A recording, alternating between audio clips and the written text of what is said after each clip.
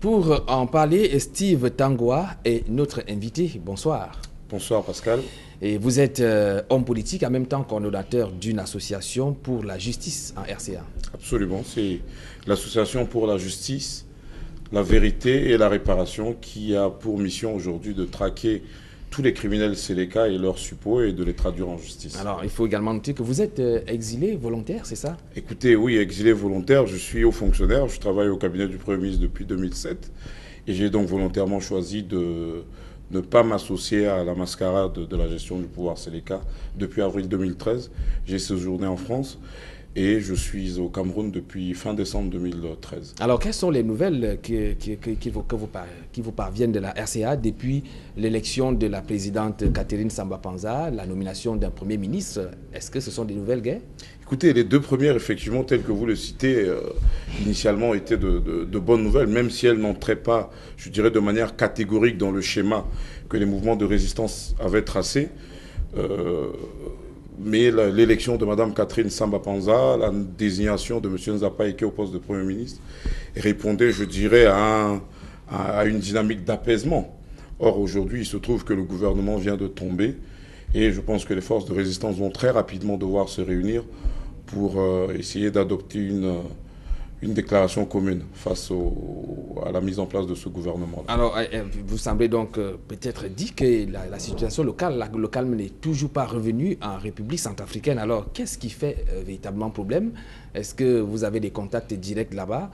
Les ex-rebelles de la Séléka, les anti-Balaka n'ont pas déposé leurs armes?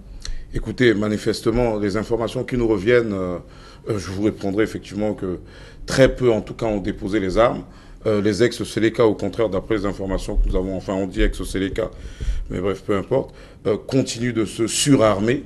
Il y a des quartiers aujourd'hui à Bangui qui sont devenus de véritables bastions, où les entrées sont filtrées, comme à une époque, je dirais, ancestrale. Et bien sûr, quelques éléments anti-Balaka qui ont refusé le message de l'appel au cessez-le-feu que nous avons lancé initialement pour offrir une chance à la paix. Aujourd'hui, il se trouve que le gouvernement n'a pas encore pris les mesures assez fortes pour ramener le calme et la paix.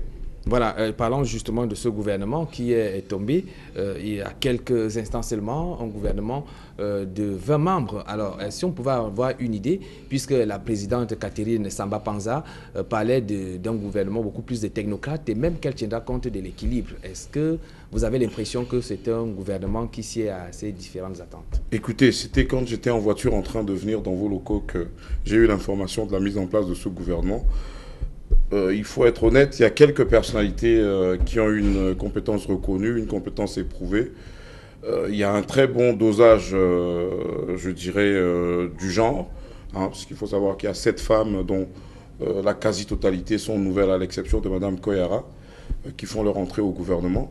Mais aujourd'hui, je pense ce sur quoi il faudrait que les forces de résistance se réunissent le plus rapidement possible, sans délai, c'est la présence d'éléments Séléka qui, pour nous, peut constituer un casus belli.